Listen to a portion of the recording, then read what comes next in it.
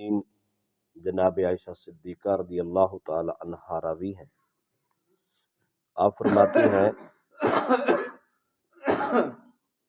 قبیلہ انصار کی ایک خاتون کاشانہ رسالت میں آئیں تو انہوں نے دیکھا رسول اکرم صلی اللہ علیہ وسلم کا جو بستر مبارک تھا، آپ کے چارپائی پہ ایک چادر بچھی تھی اور اس چادر کے ایک کونے میں 2 رسیاں بندھی ہوئی تھیں۔ اس خاتون نے سمجھا کہ بستر کی حالت بہت خستہ ہے، یہ بستر رسول اکرم صلی اللہ علیہ وسلم کے شایان نشان نہیں ہے۔ وہ دیکھ کے گھر چلی گئی۔ عائشہ صدیقہ فرماتی ہے اس نے میرے گھر میں ایک بستر بھیجا جس میں نیچے جو چٹائی تھی اور تلائی تھی اس کے میں پاس بھری ہوئی تھی، خوبصورت بستر تھا۔ اس نے میرے گھر میں بھجوا دیا، میں نے رکھ دیا۔ رسول اکرم صلی اللہ علیہ وسلم تشریف لائے، سرکار نے پوچھا ما ھذا یا عائشہ، عائشہ یہ کیا ہے؟ میں نے عرض کی یا رسول اللہ صلی اللہ علیہ وسلم ایسے فلاں خاتون آئی تھیں، اس نے آپ کا بستر دیکھا، بغیر پوچھے انہوں نے آپ کا بستر بھیج دیا۔ نبی اکرم صلی اللہ علیہ وسلم نے فرمایا کہ ردیہ یا عائشہ فواللہ لو شئت لاجر اللہ معی جبال الذھب والفضہ۔ سرکار نے فرمایا عائشہ یہ بستر ان کو واپس بھیج دو، کیوں؟ اس لیے اگر میں محمد چاہوں تو رب میرے ساتھ سونے اور چاندی کے پہاڑ بھی چلا دے، میں ایک بستر کا محتاج نہیں ہوں۔ یہ بستر میرا اعلیٰ بستر، نرم بستر مجھے پسند نہیں ہے، میں چاہتا ہی نہیں ہوں۔ جب چاہتا نہیں ہوں تو یہ سادہ بستر مجھے بڑا پسند ہے، مجھے یہی کافی ہے۔ اچھا بستر مل گیا، ملنے کے باوجود واپس کر دیا۔ نرم بستر آ گیا، واپس کر دیا۔ فرمایا نرم بستروں کی ضرورت نہیں ہے، میں یہاں سونے نہیں آیا، میں تو رب کو یاد کرنے آیا۔ انس بن مالک فرماتے ہیں رسول اکرم صلی اللہ علیہ وسلم کی سادہ ترین زندگی کیسی تھی؟ آپ فرماتے ہیں رسول اکرم صلی اللہ علیہ وسلم اون کے کپڑے پہنتے تھے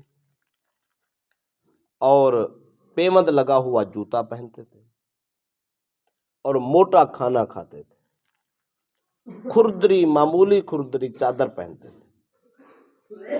یہ آپ کا لباس کا حلیہ تھا۔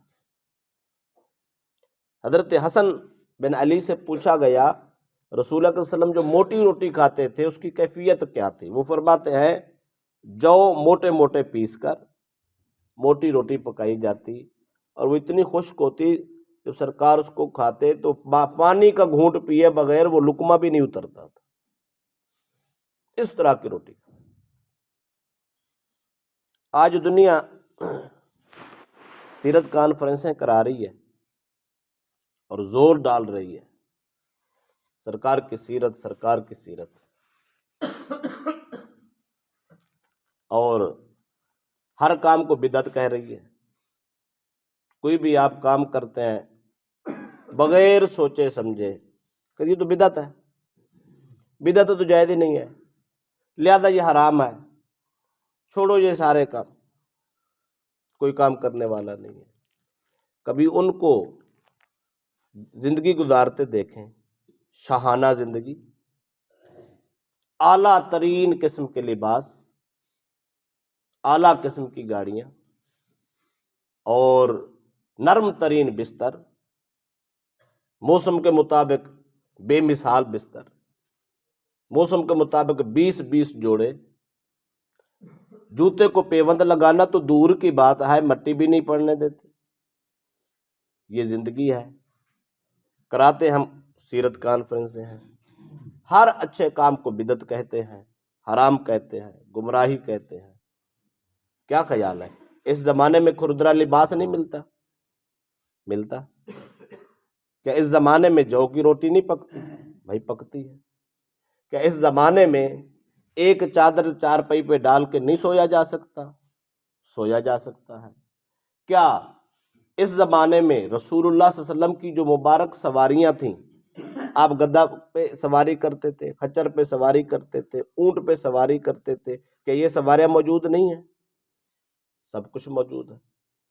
آج بھی ہر بات کو بدعت کہنے والا بڑے سے بڑا مولوی، بڑی دستار اور بڑی داڑھی اور سب کچھ ہونے کے باوجود کبھی کسی نے دیکھا ہے گدھے پہ سواری کر کے کسی جلسے میں گیا ہو؟ نہیں۔ اعلیٰ قسم کی گاڑی پہ جائے گا، وہاں جا کے ہر کام کو بدعت کہہ دے گا، ختم کو بدعت کہہ دے گا، 11ویں بدعت کہہ دے گا، میلاد بدعت کہہ دے گا، یہ ساری چیزیں حرام کر کرا کے ختم کلخانے ساری چیزیں حرام کر کے اور وہاں سے کھا کے اٹھ کے آ جائے گا، کہے گا میں نے سیرت پہ کام کیا ہے۔ سیرت کی بات کرنا اور ہے، زندگی سیرت کے مطابق گزارنا اور ہے۔ رسول اللہ کی سواریاں اوریجنل اصل اسی جنس کی سواریاں، اسی نسل کی سواریاں آج موجود ہیں۔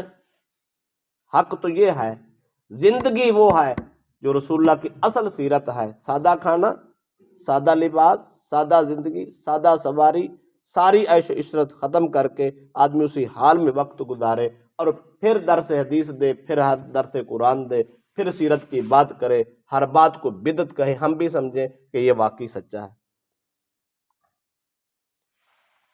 وقت کی نزاکت اور زمانے کی حالات کے ساتھ جب تک انسان نہ چلے اس کا زندگی گزارنا جیرن ہے۔ اس زمانے میں اون موجود تھی، کپاس موجود تھی، پر رسول اللہ صلی اللہ علیہ وسلم نے اپنے بستر میں کپاس نہیں ڈالی، اون نہیں ڈالی، بستر آ بھی گیا تو واپس کر دیا۔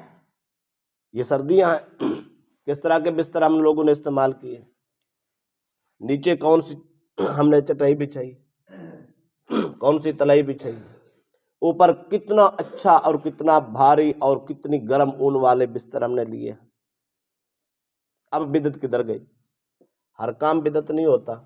میں آپ کو حدیث پاک سے کلیہ بتا دیتا ہوں۔ رسول اکرم صلی اللہ علیہ وسلم نے فرمایا کچھ چیزیں ایسی ہیں جن کو اللہ اور اللہ کے رسول نے نام لے کر حرام قرار دے دیا، نام لے کر، یہ بھی حرام، یہ بھی حرام، یہ بھی حرام۔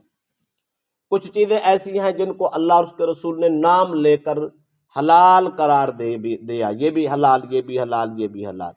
چند گنتی کی چیزیں ہیں جن کا نام لے کے حرام کیا گیا، چند گنتی کی چیزیں جن کا نام لے کر حلال قرار دیا گیا۔ اللہ کے نبی فرماتے اس کے بعد خاموشی، نہ اللہ نے ان چیزوں کو حرام قرار دیا، نہ رسول اللہ نے ان چیزوں کو حرام قرار دیا۔ وہ امت کی سہولت کے لیے مباح رکھا، امت کی سہولت کے لیے مباح رکھا، اگر کچھ کرنا چاہے تو کر سکتا، کوئی جرم نہیں ہے، کوئی بدعت کے فتوے نہیں ہے، کوئی حرام نہیں ہے، یہ امت کی سہولت کے لیے۔ اس دنیا میں ایصل ثواب کا کوئی طبقہ منکر نہیں ہے، اگر ایصل ثواب کی محفل کو کل خانی کہہ دو تو وہ حرام کر دیتے۔ امام جعفر صادق رضی اللہ عنہ کے ختم کا اور ان کے ایصل ثواب کا کوئی بندہ منکر نہیں ہے۔ بدقسمتی سے کسی نے وہ مٹی کے برتن میں وہ حلوہ پکا کے اس میں ڈال دیا تو اس کا نام کنڈا رکھ دیا تو وہ حرام ہو گیا۔ وہ کنڈے کا ختم کیا ہوتا ہے؟ یہ تو شریعت میں نہیں ہے۔ اور کنڈا تو اس برتن کا نام ہے جس میں حلوہ ڈالا ہے، اصل مقصود تو امام جعفر صادق رضی اللہ عنہ کا ختم ہے، ایصل ثواب۔ تو ایصل ثواب کرنا یہ ہر طبقہ مانتا ہے، ہر فرقہ مانتا ہے۔ آپ کبھی پڑھ کے دیکھیں نا، میں نے کچھ دن پہلے بڑا ریسرچ کے اس مسئلے پر، ہر کسی نے یہ بھی بدعت، یہ بھی بدعت، یہ بھی بدعت، 18 چیزوں اوپر بدعت حرام کر کے نا آخر کہتے ہیں ہاں اگر ایصل ثواب کے لیے کریں تو پھر ٹھیک۔ تو یہ پہلے جملہ لکھنا تھا۔ ایصل ثواب کے نام پہ کوئی آدمی کوئی کام کرتا ہے تو وہ ہر صورت جائز، اگر کوئی خرافات کرتا ہے تو وہ ناجائز۔ ساری بات ختم ہو جاتی۔ 20 صفحات لکھ کر ساری چیزیں پہلے حرام کر دی، لوگوں کا ذہن بنا دی یہ حرام ہے، یہ حرام ہے، ناجائز ہے، فلاں ہے، یہ بدعت ہے، گمراہی ہے، فلاں نے نہیں کیا، فلاں نے کیا، آخر پہ جا کے ایک جملہ کہہ دیا ہاں اگر ایصل ثواب کی نیت سے کرے تو پھر جائز۔ کتنی بڑی غداری ہے، جھوٹ اور لوگوں کو گمراہ کرنا اور مشکوک کرنا، ہر کام حرام کر دینا، یہ غلط بات ہے۔ سیرت کا دعویٰ کرنے والے، نبی کی سنت کا دعویٰ کرنے والے، صحابہ کی زندگی کا دعویٰ کرنے والوں کا فرض بنتا ہے کہ وہ گدھا کی سواری کرے، اونٹ پہ سواری، خچر پہ سواری، سادہ ترین بستر، جو کی روٹی کھائیں، خشک ترین روٹی کھائیں، عیاشی کی زندگی نہیں گزار سکتے، یہ بجلی کی لائٹ پہ وقت نہیں گزار سکتے، موٹر کا پانی نہیں پی سکتے، اعلیٰ ترین مسجد میں وہ لوگ نماز نہیں پڑھ سکتے۔ یہ ساری بدعات، یہ کوئی چیز پر جائز نہیں۔ ہاں وقت کے ساتھ ساتھ ہم نے دین کو، ایک آدمی کا اعلیٰ ترین گھر ہے، وہ گھر میں مٹی نام کی چیز نہیں دیکھتا، صاف ستھرے کپڑے پہنتا ہے، اگر کچی مسجد بنائے کیا خیال ہے وہ نماز پڑھنے آئے گا؟ وہ کہے گا میرا تو کپڑے خراب ہوتے۔ ضرورت ہے ہم دین کی لوکیشن بہتر کر لیں، مسجد کے حالات بہتر کر لیں، مدرسے کے حالات بہتر کر لیں، جدید دور کے تقاضے والے لوگ بھی دین کے ساتھ متعلق رہیں، ان کے ذہن میں بھی صفائی ستھرائی اور پاکیزگی کا یہ تصور رہے، تاکہ وہ دین سے باغی نہ ہو جائیں، اس کو میلا سمجھ کے، سادہ سمجھ کے، یا اپنی حالت کے مخالف سمجھ کے دور نہ ہو جائیں۔ یہ وقت کے تقاضے ہیں جو پورے کیے جا رہے ہیں۔ لہذا جب تک دین کو وسعت کے ساتھ نہیں سمجھیں گے، فراوانی کے ساتھ نہیں سمجھیں گے، وقت کے ساتھ دین کو ہم ڈیولپ نہیں کریں گے، اس وقت تک ہماری نسلیں دیندار نہیں ہو سکتی، یہ دین سے باغی ہو جائے۔ اس لیے اس میں وسعت ہونا ضروری ہے۔ اگر کوئی آدمی ہر کام کو بدعت حرام کہتا ہے تو اس کا مطلب وہ تنگ دست ہے، تنگ نظر ہے، تنگ فکر ہے، اپنی زندگی نہیں دیکھتا۔ میں آپ کو ایک اور مثال دیتا ہوں۔ ایک آدمی چند دن پہلے جلال پور جٹا میں سہر نور مارکی میں شادی پہ گیا، برات کی دعوت۔ ایک آدمی میرے ساتھ بیٹھ گیا، کہتے برات سنت ہے، خود برات پہ تشریف لائے حضرت صاحب، برات سنت ہے۔ میں نے کہا برات تو سنت ہے ہی، کیا خیال ہے صحابہ کی براتیں نہیں گئی؟ نبی اکرم صلی اللہ علیہ وسلم کی 9 شادیاں ہیں، براتیں نہیں گئی؟ بھائی برات گئی ہے، نہیں یہ بتاؤ یہ ڈھول کے ساتھ بھی گئی ہے؟ میں کہ ڈھول بجانا شادی میں، سرکار نے فرمایا جس نکاح پہ ڈھول نہ بجایا جائے وہ حرام ہے۔ ڈھول علامت ہے شادی کی، نکاح کی، لوگوں کو اطلاع کرنے کی، بتانے کی، فلاں کا بیٹا فلاں کی بیٹی کا آپس میں رشتہ ہو گیا ہے۔ کل کوئی آدمی اس کو گلی میں جاتے، محلے میں جاتے، آتے جاتے کوئی دیکھتا ہے، لوگ شک نہ کرتا پھرے فلاں کی بیٹی فلاں کے ساتھ کیوں پھر رہی ہے؟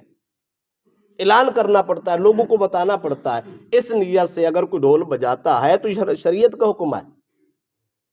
رہ گیا خرافات کرنا، اور بہت زیادہ خرافات کرنا، پھر کتے گھوڑے نچانا اور اس پہ پیسے ڈالنا، یہ خرافات کا حصہ، یہ منع ہے۔ اچھا نہیں اتنے لوگ برات میں آتے ہیں، بھائی میں کو فرصت کی بات ہے۔ پہلے زمانے میں لوگوں کو خود کو کھانے کو نہیں ملتا تھا، کیا خیال ہے 100 آدمی برات کے ساتھ لے جاتے؟ کبھی ممکن ہی نہیں تھا۔ آج کل لوگوں کے پاس بہت زیادہ پیسہ، ان کا دل کرتا ہے کہ یار میں اپنے رشتہ داروں کو بھی اپنی خوشی میں شامل کروں، وہ کر دیتا ہے، تو کون سی حرمت ہے؟ شادی کھائے جا رہے ہیں، برات کے ساتھ جا رہے ہیں، ولیمے کھا رہے ہیں، یہ سارے کام کر رہے ہیں، پھر بھی حرام بھی کہہ رہے ہیں، کھا بھی رہے ہیں۔ لوگ ختم کل پہ بھی جا رہے ہیں، حرام بھی کہہ رہے ہیں۔ 11ویں کا لنگر بھی کھا رہے ہیں، حرام بھی کہہ رہے ہیں۔ اچھی سواری کو بدعت بھی کہہ رہے ہیں، کھا بھی رہے ہیں۔ کہ عجیب سی صورتحال ہے۔ تو میں کہنا یہ چاہتا ہوں، رسول اللہ صلی اللہ علیہ وسلم کی زندگی کیا تھی؟ آپ کی زندگی تھی اون کے کپڑے، پیوند لگا جوتا، موٹی روٹی، کھردری چادر، یہ زندگی تھی۔ عام بستر، نرم بستر پہ سوئے نہیں ساری زندگی۔ یا تو پوری صورت بنا لیں، پوری سیرت بنا لیں، یا بدعت کے فتوے لگانا چھوڑ دیں، تاکہ اس دین کی عزت بحال رہے۔ یہ قوم اجڑی قوم